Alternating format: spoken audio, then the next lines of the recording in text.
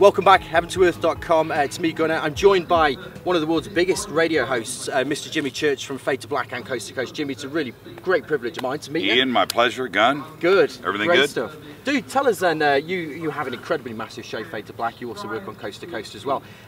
What got you into this? Is this a lifelong thing for you? For me, I had two very incredible creative parents. My dad was a musician, out of his mind, still is to this day. My mom, who passed away last year, this month last year, was completely out of her mind. In that I grew up with watching her in the late 60s with the Ouija board with my aunt in the kitchen, reading Edgar Casey and Eric Von Daniken and all things paranormal. And she said something to me when I was very, very young, probably 5 or 6 years old. She said that the world is not what you think it is. Ooh. And so when that happens, at that age, you kind of wonder that your friends are the ones that are tripping, that you've been clued in, by, yeah. you know, by what your mom is kind of guiding you. But my mom, if you stop and think about this, if I'm 6 years old, that means my mom was a child. She was 26, 27 years old. Today I'm 53. If I think about what I was like when I was 26, I was a kid. Yeah, for sure. And this was what my mom was. You know, at that age, me looking up at her, and I think, and I'm blessed to have these experiences, but I would watch her with my aunt in the kitchen, drinking coffee all night long, chain smoking cigarettes like they did in the 60s and 70s, doing the Ouija board with the stack of books. I'll tell you something really funny, Ian, is this. I remember one night I'm going to bed and my mom is sitting at the dining room table. It's probably 1971. Okay, 1971. So I'm 8. I'm 7 years old. And she has a stack of paper blank on the dining room table and she's taking out a pen. And I said, "What are you doing?" And she goes, I'm connecting with somebody and I'm going to ghostwrite. Wow. Now I'm looking up and I'm like, pad of paper. So I get up in the morning to go to school and I go in and the paper, the stack, right, 500 sheets, is flipped over, it's all messed up and it's all written on. Wow. And so I asked my mom, I said, what did she said? I was ghostwriting. So the next night she's doing it again and I'm watching her. She's like looking off into space and her hand is writing like this. Oh. Right? And I'm fascinated. Yeah, now, it would be. Now, I don't know what she wrote. She told me she doesn't know what she's writing. But what it told me was that there's something going on here. Yeah. You know, and that was just, you need your parents for guidance. That's what they're there for. So if my mom, anybody's mom, does that for their child, you're affected for the rest of your life. And that's what got me started. Nothing. I've always done this. Always been fascinated with it, and I know that there's something going on. Do you think then that there are, because this is how I got into it, do you think there are loads of people out there who perhaps do what we do, perhaps some of the speakers, some of the authors that are here this week at Contact in the Desert, that have had similar life experiences, lifelong experiences? Everyone. Yeah. Everyone. I don't think that anybody gets into this without having an experience that pushes them out to start to question everything. You're going to have that. I don't think I've done 1,000 interviews. Okay, 1,000. Sure. We're close to 700 shows on one, and I've been doing Coast to Coast now for 3 years, and plus my television show. So all of that stuff. It's a lot of interviews, and I've never had anybody say, "You know what? I just do this." Yeah, I've never seen a ghost, but I write about it. No, I think we all have when we share those experiences. The one thing that I can say when, you know, I'm broadcasting 5 or 6 days a week, every single week, every day or every month of the year, I start off each interview with the same question for a reason. Which is, what got you into this, which you just did with me. Yeah! You know, and that's the way it should be. You need to set the tone. Yeah. But what that does do, you're going to get the same answer. You know, just like you, that's what got you into it. I get that. But the audience hears that every single day. And when the audience hears the same answer, it confirms what the audience is going through. Yes. They can sit back and go, my mom was out of her mind too. Yeah. You know, my mom, okay, I'm not strange. I'm not weird. Everybody out there is just like me. They're sharing these same experiences. And knowledge and learning from your parents, that's actually a normal thing. And it's not strange. Be yourself. Go out there and figure it out. Everybody else out there, you look to the left, you look to the right, whoever's sitting next to you is probably spot on with what you're going through. And that's what makes this community so great. It is, absolutely. I completely agree with that, because like I say, that's what got me into this, was my personal experiences, and everybody that I interview is exactly the same. You know how boring this is that you're saying to me right now? You know what I mean? We do. It's over. Because it is important. Surely it allows that listener to feel secure and to feel that they're supported as well, and they know that they're not alone. That's what, you know, and of course I'm being cavalier and I'm speaking in jest, but that's what I'm saying. Yeah. Over how many times can you hear peanut butter and jelly before you stop and think, maybe this is the way it is. Yeah. Maybe this is normal. Maybe this is just everybody else's experience. Yeah. You are not unusual. Yeah. Maybe at some point, again, when you were growing up, maybe you thought that you were alone in this world. Yes, and just 100%. right. And that maybe you're nuts. And then as you start to move along and you find out that what we're talking about right now is the normal. It's okay. We are here to support each other.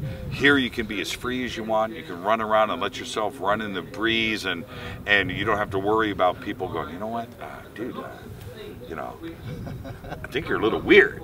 No, everybody's weird here. Yeah, yeah. You know what would be weird here? Somebody in a suit. Dude, that would be somebody that is crazy. Stick out like a sore thumb. Right. Like, dude, what are you like CIA? What are you doing here? Yes, Why yes. I often wonder. I went to the Hope Conference. We were filming for my TV show on History Channel a few months ago, and we went to New York to go to the Hope Conference, which is Hackers on Planet Earth. Hope. It's this big hacker conference. Think about that. Crazy, man, insane. In downtown Manhattan, 10,000 attendees, just nuts, right?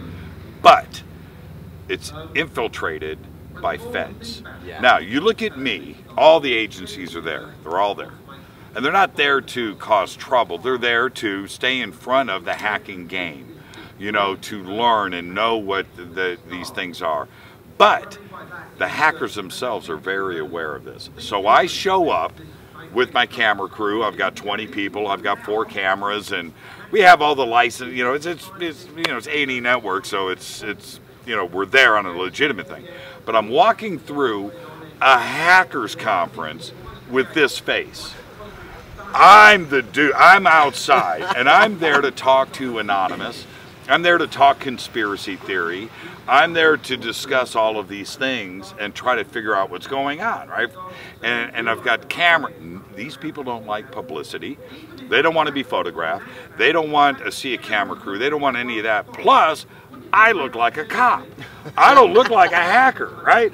And it was one of the first times where I'm walking through and I'm like, I feel the pressure. People are looking at me. Right. And so a conference like this, it's the same thing. We are looking for that. We're looking for the NSA or the CIA or the FBI. You know, we're looking for the people that stand up, Men in Black. Somebody, years ago, I did this. Check this out again. Funnest thing I ever did. I've told the story a couple of times, but I'll just say it again. It was fun. But yes, I did this. Get mad if you want.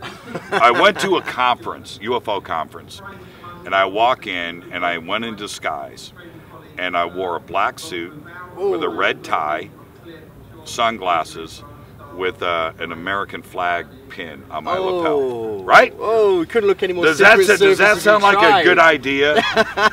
And I had a headset with the curly. Oh, now you just go. Right? No, I did it all. Did it all. It wasn't plugged in. It was prop. But I leaned against the back wall and stood in the back. Oh. And there was 300 or 400 people in this room. They couldn't even complete their sentences. They were so nervous. Wow. Right? The fidgeting that was going on in the room. Yeah. Everybody with these conversations were just turning. And I was like, I'm really kind of digging that. And it was like a study in sociology, right? And I'm picking up on this vibe. And I thought, wow, you know? And so, you know, I took off sunglasses. Oh, it's you. Oh, man, we thought you were. And I was like, really? That's what it's like. The paranoia, the nervousness here in this community with disinformation, being fed disinformation, maybe some mind control. We don't know if somebody's got some crazy story about UFOs that this isn't a plan from the CIA, because we know this stuff has gone on. Yeah, of course. You know, we have many examples of that over the years. And so at conferences like this, we're always looking for that. We're looking for that guy. We protect our own. We would love to call somebody out. At the Hope Conference at DEF CON in Las Vegas, which is the biggest hackers conference all year long. It's 50,000, 100,000 attendees. They play a game there. It's called Spot the Fed. Oh, Spot the Fed. So they'll have a room. Are there prizes for this? This is what they do. Oh, it's an honor. The feds want to be caught. They want the T-shirt, right? Really? It's a huge badge of honor to get caught. So what they do, they'll be up on top of the stage. Okay, you know, starting a panel or whatever. Okay, let's take a pause right here. Who wants to play Spot the Fed? And there'll be 2,000, 3,000 people in the crowd. And somebody will raise their hand, the MC will go, okay, who do you think's a Fed? That guy. and stand up, and you have to play the game. Okay. So that's it. You know, it's part of DEF CON. And somebody's got to stand up, and he will look like a cop, right? So he'll stand up, and they've got to, the two of them go to the stage, they step, you have to play Spot the Fed. You get 5 questions to the Fed. You know, whatever it is. Is that a military issue haircut? Right? whatever it may be. It's awesome to watch. But in the end, they'll, okay, come clean. Are you a Fed? Yes, I am. Right? Wow. They get the T-shirt. I lost Spot the Fed at DEF CON. Dude, and they will put it on, and they'll walk around with it on. Wow. And then, of course, the person that spotted the Fed gets their T-shirt. And there you go. So it is something that is accepted in this community. We know that there are things going on, Project Mockingbird and MK Ultra. These are not fictional conspiracy things. These are real events that probably are continuing on to this day. I can't speak for Project Mockingbird.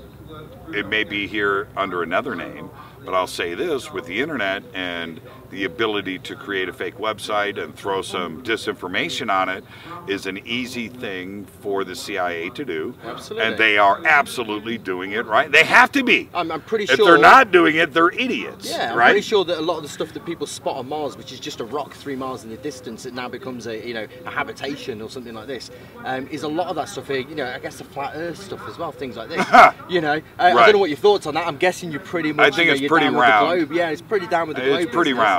Absolutely, but I'm sure that this information is put out there in order to spin so many normal people who are just looking for answers. Well, isn't that easy to do? Absolutely. You know, when, the whole flat Earth thing, which is, it's hysterical, it's funny, and obviously the Earth is round, and there's no global conspiracy here about that. But what's interesting here is how quickly that actually took hold.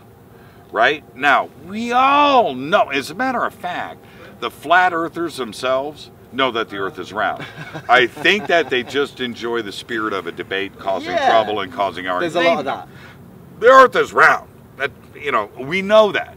But in this world that we live in, sometimes we read those headlines and we buy into it. Of course we do. And fake news, 2016, look what we went through in 2016. The entire world was influenced by some of the craziest headlines, and it doesn't matter what the headline is. I'll make something up, but okay, something like Hillary kills baby puppies and just lost a court case in New York and must pay $500 million. Was this written by Thomas Edison? No, yes, and my point is, as crazy as that sounds, a headline like that got 5 million clicks. Yes. Right? And then it gets tweeted. And then some radio host out there mentions it and puts it on their Twitter feed. And the next thing you know, as crazy as that sounds, people think that Hillary, or whoever, I'm saying Hillary, just pick a name, it doesn't matter. Donald Trump kills puppies. And it took hold so quick. So the man has started to realize, especially over the last 2 years, that the internet is we all know it's powerful, but the flow of emotions, this ebb and flow, can now happen in a nanosecond. A nanosecond. A nanosecond. Didn't take 20 years anymore. No. And the point being, when you have somebody like the Kardashians or Lady Gaga or pick somebody that has 20 million Twitter followers, right? You never know who's walking by here. Feds. Film directors. So, when somebody that's got 20 million Twitter followers and can tweet, eat cheddar cheese, you'll live longer by 10 years. I didn't know that. Boom. Right? Yeah. Suddenly, and off it goes. Right? Life its own. In 10 million people are affected in a second. Now it's never been like that before in all of history. Now, when we're dealing with disinformation, conspiracies, and the power of that, the CIA, the NSA, and all of the other, we have 30 secret organizations here and agencies in the United States that are powerful that you don't know anything about, but they know this. The power of that in instantaneous in a click when it comes to disinformation and ufology, it's the most frightening thing ever. So we really need to be more conscious more than ever. So this brings me nicely to my last point, actually. As a broadcaster, as people around the world, how do we ascertain what the truth is? How do we understand what is fact and what is fiction, and where do we draw the line? Well, we have to look at. I have to take that very serious. And one of the reasons, and that's one of the best questions that you can ask. It's a powerful question. I realize that I can affect and speak to potentially in a week tens of millions of people. That's insane. It is. So what comes with that is responsibility. With great power comes great responsibility. I cannot tell you. Right. So, how do I vet? If I am reporting on an actual event, Charlie Hebdo, right? If I'm reporting on an actual event, I vet the source 3 times and I come up with the numbers and I make sure that there are other people reporting on this too as well, and I can feel safe. If I venture into the world of my opinion, that's where I draw the line. I do not express my opinion, such as, to give an example, does the government know anything about UFOs? My opinion on that does not matter, right? But if I speak publicly about something like that, now I'm influencing people. Yes. It's not my job to express my opinion. They want to know my opinion all the time. But it's a very dangerous zone to go into. I would rather, and there is a certain art to this, but I would rather, my voice doesn't matter ultimately. What matters is my guest. Right now, we're doing this, right? Your audience doesn't care about you. I've been just saying this. They don't. No, you think they care. No, they really are here to see you. They don't care about you. My only role is to make sure I ask you your questions. opinion. Your job is to ask me why, right? Yeah. And so ultimately that's the most important thing. The power of your opinion. The audience may want it. You can't give it. Because now you are influencing somebody where you have no business doing that, because it's an opinion. It's not a fact. And in this world of conspiracy of ufology, of spirit, of consciousness, our ET brothers. You know, we're in a very strange zone here. Opinions here don't matter. Evidence and facts are what matters. And you extract that out of me to give to the audience. Yeah. And then, well, let me finish. So how does the audience figure out, A, if I'm to be believed, B, the person that you interviewed the day before, they're telling a different story than what I'm saying. The day before, aliens are evil. Today, aliens are good. Tomorrow, there are no aliens. So now we've got three different things here. It's your job to get this out of that, hand it over to the audience, and let them try to figure this out for themselves. As you do this for so many years, which you have, but as you start to compile all of this, we have all of these differences of opinion. In fighting amongst the fans and everything else, who's right and who's wrong, you know what, in the end, you know, let God sort it out. We'll figure that part out. I saw a great interview by George Honori on the Higher Side Chats a few years ago, where they were asking him about his reasons and his motives for doing what he's doing, very similar to this interview that we're just doing today. And he said, it's not my position to judge. You know, I often see people who I think might be shysters, you know, might be trying to scam it. That's right. Said, but it's not my decision. My decision is to ask the questions, let them tell their story, let the audience decide what they think is right. Well, the danger that you have there, if I or George challenged somebody, then nobody would come on the show. Yeah. What we have, you know, I'm not going to go on that show because he's going to cross-examine me. He's going to beat me up. Look, the point for all of this, which also goes to the callers, is that we need people to open up and talk. If they think that they're going to be challenged, they're not going to come on and talk. It's total safe space. Yeah. And so it's the same thing with the callers, whether it's on Fade to Black or Coast to Coast. I love open lines. I'll bust through 100 calls a night, right? And so I'm sitting, imagine that, just you know, stacked up and just one. But the audience, they get this with George, but they really get it from me in spades too as well, is that they're talking to their brother. They know that I'm just going to sit and listen and let them get it out. Things that, and I'll hear it time after time. You know what, man? I've never even told my wife this. You know, my parents don't know. I can't believe I just told you that I had sex with an alien on Jupiter, but I've never told anybody. But I needed to, you know, and holding, obviously, no, actually that call did happen. But the point is, they would never, ever call into the show if they thought that they were going to be ridiculed, there was going to be issues there. We need more people to just open up. Look, we can close with this. Dude, awesome show. No, I'm going to close with this. I've had a few strange things happen in my life. I no longer care about that. I will just let it hang.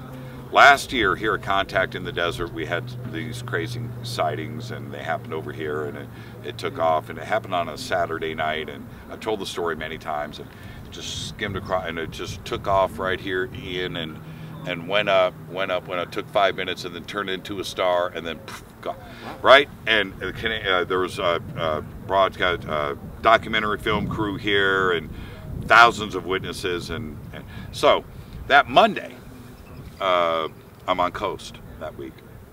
And they called me, okay, Jimmy, so what do you want to do on Friday? I said, you know, my guest is going to be me.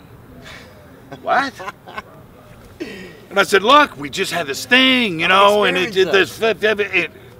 Really? Yes. Go with it. So I went on the air on Coast that night, and I said, okay, look, this crazy thing happened. I'm going to walk you guys through it, but you know what? I just don't care. Now I'm the crazy guy that calls in on the phone and tells us about, you know, but I don't care. I need the community to know that somebody like me that has a voice in the media is going to stand up for them. Because I know that if we would have been over there and Anderson Cooper was there, he would not go on the air and talk about it. If Wolf Blitzer was over there, They would not. They could have been there with the film crew and saw everything that we saw and said, "Wow, this is the craziest thing ever," but it would never make it to the news.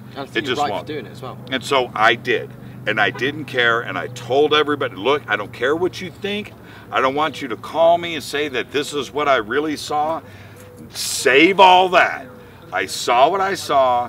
This is what I saw," and I went through the whole thing and told everybody, and I will always stick not only by about what I saw, but the reasons for why I did it. This community is something that I support, and when I see something that I can't explain and I go forward and speak about it, it's not, flip it over, it's not about me. It's about those other 1,000 people out there that can now say, you know what? Church went on the air and said, I was there, here's my pictures, and we saw it together, and if you don't believe me, Church said, right? Validation. And that's what's more important to me than ever. And there you go. Awesome, dude. Yes. You're the man. Jimmy Church, you're the man. The legend, of course, of Coast to Coast and Fade to Black, Jimmy Church, speaking to us here on heaventoearth.com. If you want to find out more about people like him, you can head out to here and Contact in the Desert, or you can join us on our cruises around Croatia as well. A once-in-a-lifetime experience with people like this, cruising some of the most beautiful locations. You guys got like Sukalos, Von Daniken. I know what's going on. I am so jealous. I mean, I need to be, you know. Dude, come to Croatia. Wait. Just for me right now. Can I get room service in the cabin? And dude, I will make you a drink. Man, are you serious? Dude, I'll bring you coffee. And I can hang out with Von Daniken and Sukalos. Yeah. In the hair. Yeah. Season 8 hair, I think he's sporting right now. You are the man. Dude, Thank you so much. Seriously, good. I would love to do it. Anytime. You guys let us know. Jimmy, thanks so much. Thank you so much.